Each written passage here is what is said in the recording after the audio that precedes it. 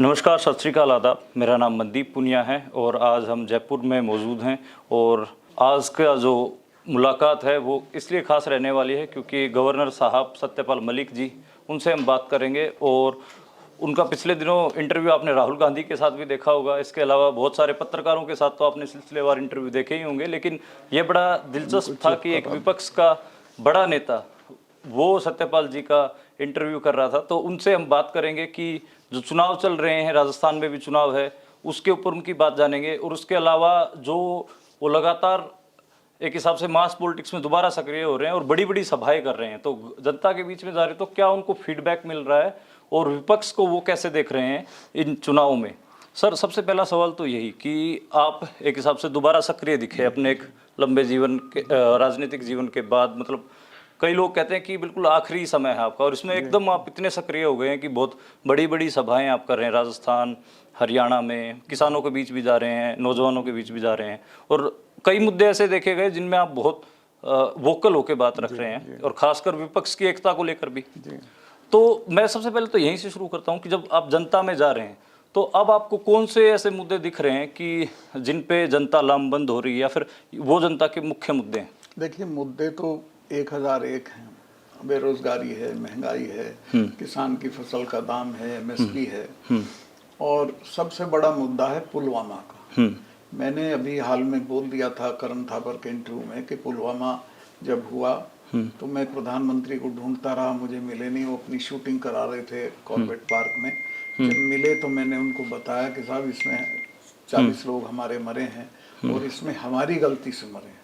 तो उन्होंने मुझे कहा, नहीं आप इस पे चुप रहिए। फिर 2 घंटे बाद फोन आ गया मुझे अजीत डोभाल का, वो मेरे क्लास फेलो रहे हैं। अजीत डोभाल ने कहा, सतपाल भाई आप 2 चैनल को बोल चुके हैं, इस पे बोलिए मत, अब आप चुप रहिए। मैं समझा जांच कराएंगे। आज तक उसकी कोई जांच नहीं हुई। और दूसरे दिन उस ट्रेजेडी को अपने चुनाव के लिए इस्तेमाल कर लिया। मेरे पास है, मैं दिखा सकता हूँ, जिसमें प्रधानमंत्री कहते हैं कि वोट डालने जाओ तो पुलवामा के शहीदों को याद रखिए। और भाई याद तो रखिए कि तुमने उनकी जांच नहीं कराया, और उन्होंने 5 एयरक्राफ्ट मांगे थे। 5 एयरक्राफ्ट उनको मिल जाते, वो श्रीनगर आ जाते जम्मू से। मैं तो जब लड़के आते थे इम्तिहान के लिए और बर्फ पड़ती थी तो बच्चों के लिए भी एयरक्राफ्ट अरेंज कर, दिल्ली से एयरक्राफ्ट अरेंज करना, किराए पे मिलते हैं, खड़े रहते हैं, बहुत प्राइवेट, वो नहीं कराया तो उनकी गलती थी। लेकिन उसको उन्होंने डाल दिया दूसरी तरह से और इस्तेमाल किया कि चुनाव के लिए, और वो चुनाव वो हार रहे थे लेकिन पुलवामा की वजह से जीते। आज भी पुलवामा का इशू ऐसा का ऐसा खड़ा हुआ है, और मुझे शिकायत है अपोजिशन से कि वो इस मुद्दे को उठा ही नहीं रहे। अपोजिशन पता नहीं डरा हुआ है क्या है, जो उनको सवाल उठाने चाहिए वो नहीं उठा रहा है। मैं अपोजिशन के लोगों से हाथ जोड़ के प्रार्थना करता हूं कि प्लीज जो आपकी ड्यूटी है वो तो करिए। आप शहीदों के लगातार मुद्दे उठा रहे हैं पुलवामा के, इसके अलावा आपने अग्निपथ के जो शहीद हुए पहले, अग्निपथ उसके शहीद के परिवार से भी आपने फोन पे बात की, हमने वो क्लिप देखी। उसके बाद मुझे एक जनरल का फोन आया था, चिट्ठी भी आई, और उसने कहा सर आपका इशू ठीक है, लेकिन ये लड़का आत्महत्या करके मरा था, इसलिए हमने इसको शहीद का दर्जा नहीं दिया। उसके बाद क्लोज हो जाती है बात। लेकिन मतलब हम पुलवामा पे दोबारा जाना चाहेंगे। आप लगातार बोल रहे हैं इसके ऊपर, लगातार इंटरव्यूज भी दे रहे हैं। जब जनता में जाते हैं, जनता इसके ऊपर कैसे रिएक्ट कर रही है? आप ज्यादातर देहातियों के साथ आपका तो सीधा मेरा जो इंटरेक्शन है, मैं उसमें ये कह सकता हूँ कि अपोजिशन अगर सिर्फ पुलवामा पे चुनाव लड़े तो मोदी को बाहर कर देंगे। लोग इतने नाराज हैं क्योंकि सबके, अब राजस्थान में झुंझुनू इलाके का तो गांव-गांव का लड़का फौज में है। 40 लड़के मरे हैं, उनकी कोई जांच नहीं हुई, कोई उनको मुआवजा नहीं मिला, कोई शहादत नहीं मिली। बहुत नाराज हैं लोग। राहुल गांधी के साथ आपका इंटरव्यू हुआ तो विपक्ष के इतने बड़े नेता आपका इंटरव्यू कर रहे हैं, तो वो कैसे देखा जाए और कैसे उसको? तो he is a very pleasant, very nice boy, और बहुत ही कल्चर्ड है, सिविलाइज्ड है।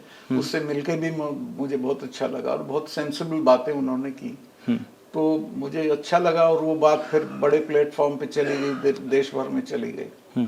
अभी चुनाव भी है और राजस्थान में कांग्रेस को लेकर लगातार बात हो रही है, तो क्या लग रहा है आपको कि विपक्ष जो है वो मध्य प्रदेश हो या फिर एक हिसाब से राजस्थान में मान ले कि कांग्रेस कैसा परफॉर्म करेगी?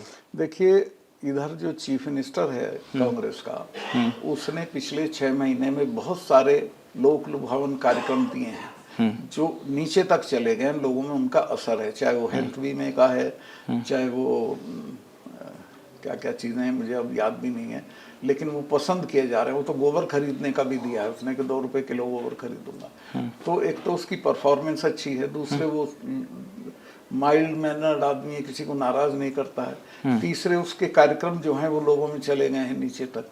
तो कांग्रेस जैसा ये कि साहब उनकी एंटी इनकम्बेंसी वगैरह वो कुछ नहीं है, वो इवन फुट पे है, अब जो कैंपेन कर लेगा वो जीत जाएगा। लेकिन आपने नरेंद्र मोदी की स्पीच भी सुनी होगी, वो कन्हैया लाल का मुद्दा भी उठा रहे थे और एक हिसाब से नरेंद्र मोदी की स्पीच में आप देखिएगा 50% तो झूठ होता है कि हर मिनट में हम आईआईटी बना रहे हैं, इस तरह की बातें बोलते हैं जो नॉनसेंसिकल है। आईआईटी इसने तो बनाई नहीं कोई आज तक।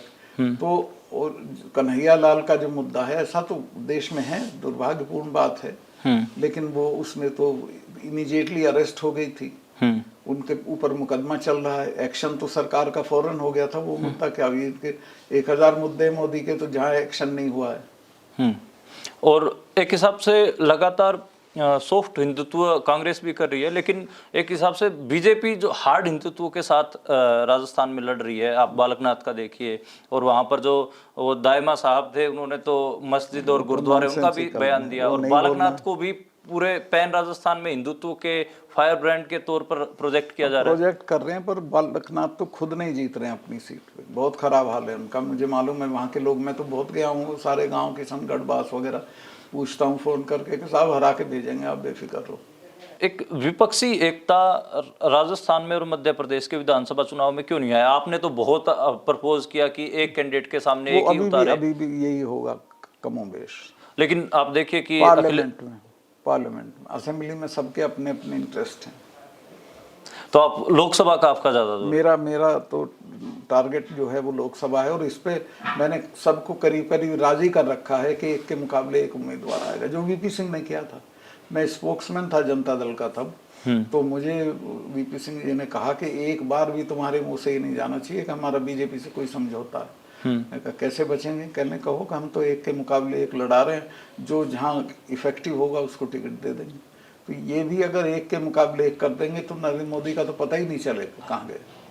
लेकिन नरेंद्र मोदी के पास 2-3 मुद्दे बहुत भयंकर हैं। वो एक राष्ट्रवाद की पिच पे भी खेलते हैं और हिंदुत्व की। राष्ट्रवाद से तो उनका कोई ताल्लुक ही नहीं। आई चैलेंज हम, पुलवामा की जांच तो करा के देखो, क्यों नहीं कराई थी, इसका जवाब देते हैं वो। पुलवामा पे कोई जवाब दिया? जिस दिन में करण थापर के इंटरव्यू में पुलवामा का मुद्दा उठाया, उस दिन शाम को सारे इलेक्ट्रॉनिक मीडिया को बुला के धमका दिया इन्होंने। कोई कहीं न्यूज नहीं जानी चाहिए, ये सिवाय सोशल मीडिया के कहीं भी नहीं आया। पुलवामा पे देश नरेंद्र मोदी से सवाल चाहता है, भाई क्या राष्ट्रीयता है तुम्हारी? तुम्हारे 40 जवान मर गए और सिर्फ इसलिए कि तुमने उनको एयरक्राफ्ट नहीं दिया जो उनका अधिकार था। वो सड़क से चलने पड़े। सड़क, मैं उस जगह को विजिट किया जहां से वो गए हैं, वहां 10 किलोमीटर में 10 लिंक रोड जुड़ती हैं। कहीं भी मैंड नहीं थी, कोई जिप्सी नहीं खड़ी थी, कोई किसी तरह की कोई सहूलियत जवानों को नहीं थी। वो ऐसे मार दिए जैसे चिड़िया को मार देते हैं। और वो गाड़ी, मुझे बताया गया, वो गाड़ी गुजरात के नंबर की थी और उसमें 10 दिन से घूम रही थी। उसका चलाने वाला भी और मालिक भी, दोनों टेररिज्म में पहले गिरफ्तार हो चुके थे, फिर छूट गए थे। वो सस्पेक्ट थे लेकिन उनकी गिरफ्तारी नहीं हुई। ऐसे ही मुद्दा था किसान आंदोलन का। किसान आंदोलन में ये कहा जाता कि सत्यपाल मलिक को एक एग्जिट दिखी कि एक सम्मानित एग्जिट है बीजेपी से, और अब मैं यहाँ से इनको बोल के निकल जाता हूँ। आपकी जानकारी के लिए जिंदगी में कभी हिसाब लगा के राजनीति नहीं की। किसान आंदोलन वाला मुद्दा मेरे दिल का, चूंकि मैं चरण सिंह जी के स्कूल का हूँ, मुझे दिल से ये महसूस हुआ कि जाती हो रही है, इतने दिन से पड़े हैं। फिर मैंने सोचा तू गवर्नर है, तो मैंने सोचा छोड़ दूंगा। मैं इस्तीफा जेब में रख के प्रधानमंत्री से मिलने गया और मैंने उनसे कहा साहब ये 40 दिन से पड़े, तब 40 ही दिन हुए थे, किसी को भेज दें, बात कर ले कोई। नहीं सतपाल चले जाएंगे, कुछ नहीं होते। फिर मैंने कहा दोबारा बोले तो मुझे गुस्सा आ गया। मैंने कहा साहब ये तब जाएंगे जब आप चले जाओगे, आप इनको जानते नहीं है। सिखों के गुरु ने अपने 4 साहबजादे कटवा दिए थे, समझौता नहीं किया था। और ये हमारे वाले तो लाल किले पे चढ़े रहते हैं 6ठे महीने। तो इन कौमों से लड़ा नहीं जाता, इनसे बातचीत की जाती है। कि नहीं अपने आप, तो वो घमंड में थे। 2 महीने बाद तो माफी मांग के वापस लेने पड़े कानून। और मैं आपको बता रहा हूँ, ऑन रिकॉर्ड बता रहा हूँ कि ये प्राइम मिनिस्टर किसानों के जड़ तक खिलाफ है। ये चाहता है खेती खत्म हो जाए, किसान खेती अलाभकारी हो जाए, किसान खेती छोड़ के शहरों में मजदूरी करने भाग जाए और खेती एक कॉरपोरेट को दे दे। इसी तरह से एक अपवर्ड मोबिलिटी के लिए फौज थी इनके लिए, उसको खत्म कर दिया। ये जो फौज वाला क्या है, इसको अग्निवीर, कौन 4 महीने के लिए जान देने के लिए जाएगा? अग्निवीर में शहादत का दर्जा भी नहीं मिलता है। तो फौज को खत्म कर रहा है, किसानी को खत्म कर रहा है, किसानों के मुद्दों को खत्म कर रहा है, दाम नहीं दे रहा है, एमएसपी क्यों नहीं दे रहा है? इसलिए नहीं दे रहा है कि वो जो अडानी है उसके गोदाम बन गए बड़े बड़े पानीपत में, उनमें उसने बहुत बड़े पैमाने गेहूं और चावल खरीद कर रख लिया है। अगर एमएसपी दे देगा तो उसको उससे नीचे नहीं आने दिया जाएगा, लेकिन एमएसपी नहीं होगी तो दाम नीचे आ जाएंगे, तब वो खरीदेंगे और जब ऊपर चढ़ जाएंगे वो बेचेंगे। ऐसे ही और भी कई मुद्दे निकलते हैं, लेकिन जो सबसे ज्यादा चर्चित चीज रही किसान आंदोलन में ये रहा कि आपकी नरेंद्र मोदी से लड़ाई भी हो गई थी। आपने तू तड़ाक हो गई थी मेरी। जब मैं गया, इसने कहा कुछ नहीं चले जाएंगे, तभी हुई। मैं कहा ये तब जाएंगे जब आप चले जाओगे। तो फिर आपको डर नहीं लगता? बीच में सीबीआई की रेड की बात आती है। और मैं तो देखो, मैं डरता इसलिए नहीं कि मैं जब मिनिस्टर हुआ तो ओथ के बाद वीपी सिंह मुझे एक तरफ ले गए। चाय होती है, राष्ट्रपति चाय देते हैं, उन्होंने कहा सतपाल अगर प्रधानमंत्री से लड़ना है तो नीट एंड क्लीन रहना है। मुझे डर इसलिए नहीं लगता कि मेरे पे कुछ नहीं, मैं फकीर हूँ, किराए के मकान में रहता हूँ, अपनी पेंशन से अपना गुजारा करता हूँ। मेरी 1000 इन्होंने सब तरह की जांच कर, आप क्या समझ रहे हैं? अभी तक तो मुझे जेल भेज चुके होते हैं अगर इनका बस चलता।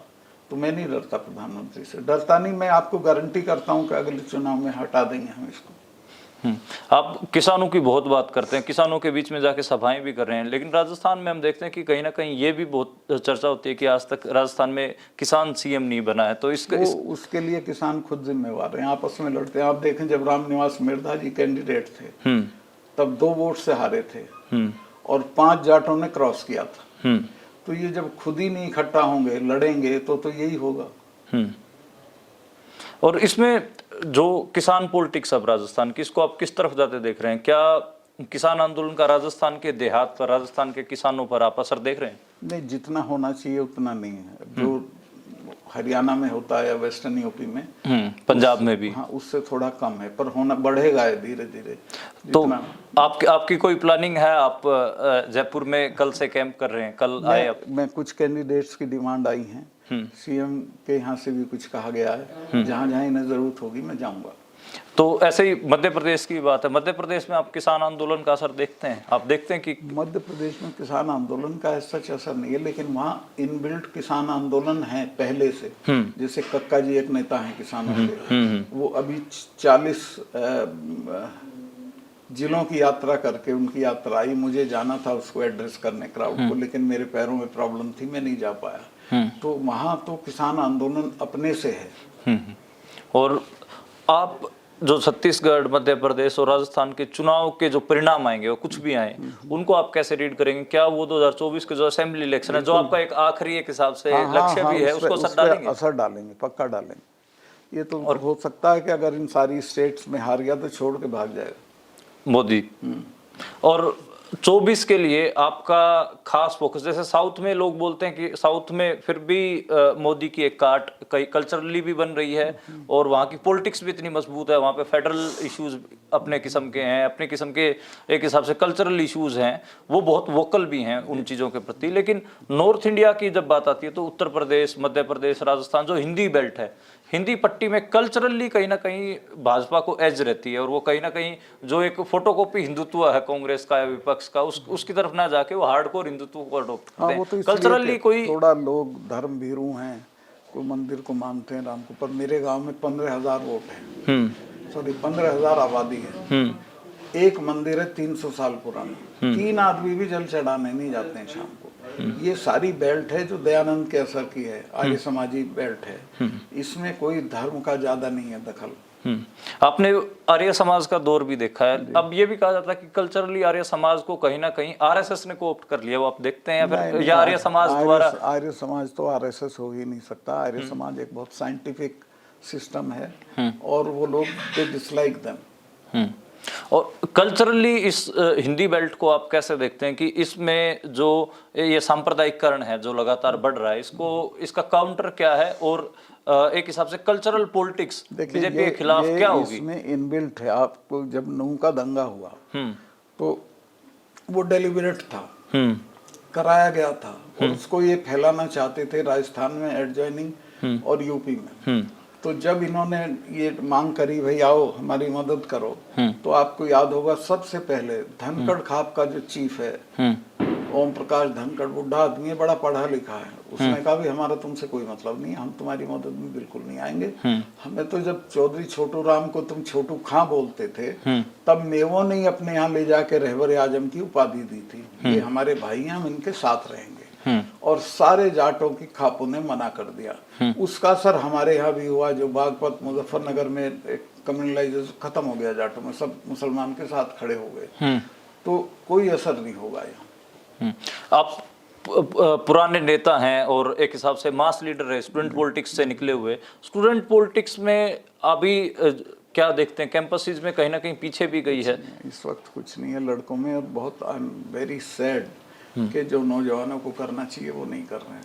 तो किसानों के अलावा आपका क्या टारगेट रहेंगे कि आप स्टूडेंट और नौजवान?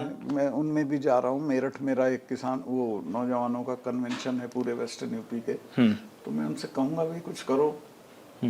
आप जो आपकी पीढ़ी थी उसमें एक सपना था, समाज को बराबरी का भी मामला था, और दूसरे आज के समय में आप क्या देखते हैं कि जो नौजवान हैं उनके किस किस्म के सपने हैं? क्या वो उनके एस्पिरेशंस हैं समाज में? सारे समाज का ही जो सपना हो गया है to get easy money and then enjoy it, ये सपना है। हमारे जमाने में मैं पूरा यूनियन का 2 बार प्रेसिडेंट रहा, दोनों चुनाव, एक 500 रुपए में लड़ा, एक 700 रुपए में। साइकिल पे कैंपेन करते थे, हॉस्टल का खाना खाते थे और सरकार बदलते थे। तो उस वक्त में अब तो बिल्कुल परिवर्तन, कोई स्टूडेंट लीडर बिना गाड़ी के नहीं है, सब ठेकेदारी कर रहे हैं, सब तरह के काम कर रहे हैं, खराबी कर रहे हैं और कोई रोल मॉडल नहीं है नौजवानों के। एक चीज और मैं आपसे समझना चाहूंगा कि अब आप कैंडिडेट्स भी देखते हैं जिनको टिकट मिलते हैं, तो कोई रियल एस्टेट से आ रहा है, कोई बिल्डर टिकट पा रहा है, कोई शराब का ठेकेदार टिकट पा रहा है, कोई माफिया है, कोई बिजनेसमैन है। जो एक आपके तरीके की जो पीढ़ी थी, जो एक हिसाब से राजनीति में खप के जो तैयार होती थी, ऐसे लोगों को, और मतलब मैं तो ये मानता हूँ अभी भी हैं ऐसे लोग, लेकिन उनको उनको टिकट नहीं मिलते हैं, वो थोड़ा साइड लाइन कर दिए गए। तो ऐसे आर्गुमेंट यूज होता है कि इन पे पैसे नहीं है। मेरा ये कहना है कि पैसे की कोई जरूरत नहीं। अगर आपका काम है, आपका कैरेक्टर है, लोगों में आपकी लोकप्रियता है, तो पैसे तो उल्टा लोग देते हैं, हमारे यहाँ तो आज भी देते हैं। और इस ट्रेंड को ये कहा जाता है कि कहीं ना कहीं Narendra Modi school of politics है, इसमें उन्होंने स्मृति ईरानी जैसे या फिर और भी कई ब्यूरोक्रेट्स को लेके आजकल बहुत खराब किया है। तो उसमें बीइंग लोहियाइट या समाजवादी होते हुए आप उस चैलेंज को, जो पॉलिटिक्स में अब आ गया है कि बिना राजनीति के लोग जो कि बड़े घरानों से आते हैं वो एकदम टिकट पा जाते हैं और एकदम से लड़ रहे हैं, तो ये जो राजनीतिक एक हिसाब से संस्कृति खराब हो रही है, इसको आप कैसे चैलेंज कैसे इसको चैलेंज ऐसे ही करेंगे, अच्छे लोगों को टिकट दिलवाने के लिए लड़ेंगे, टिकट दिलवाएंगे, जिताएंगे और ये साबित करेंगे कि ईमानदार रह के भी राजनीति हो सकती है। जो जिस किस्म का पत्राचार या जिस किस्म की डिबेट डिस्कशन आपके दौर में आप लोग करते थे, या फिर आपको ये देखा जाता है कि 70s और 80s में आप चरण सिंह हो या फिर कांग्रेस की टॉप लीडरशिप हो, वीपी सिंह, उन सब के नजदीक रहे हैं, क्या इस समय पे जो विपक्ष की टॉप लीडरशिप है उसको आप, जो मैच्योर पॉलिटिकल कैंडिडेट्स हैं, उनकी तरफ देखने के लिए आप क्या कोई ऐसा पत्राचार या कोई डिस्कशन डिबेट खड़ी करने को इस वक्त नहीं है, करना होगा इसको, लेकिन अपोजिशन में भी कोई रोल मॉडल नहीं बचे हैं। आखिरी सपना क्या है सतपाल मलिक का? मेरा कोई सपना नहीं, मेरा चुनाव नहीं लड़ना मुझे, मैं किसी पार्टी में नहीं हूँ, ना कोई पार्टी बनाऊंगा, ना मेरा मौका है पार्टी बनाने का। पर मेरा सपना है कि एक बार दिल्ली में सरकार को बदला जाए। चूंकि ये नहीं बदली तो खेती खत्म हो जाएगी, जवान खत्म हो जाएंगे, फौज खत्म हो जाएगी। इसके बाद जिनके हाथ में आए वो चलाए। मेरा अपना कोई सपना नहीं जी। कुछ और रहता है सर कहने को, मतलब अगर हमारे से कुछ छूट गया, कोई सवाल पूछना नहीं, बस यही कहने को रहता है कि जिस भी पेशे में आप हों, यूनाइट होइए, जात पात का फर्क छोड़िए और दिल्ली से राज बदलिए। शुक्रिया शुक्रिया।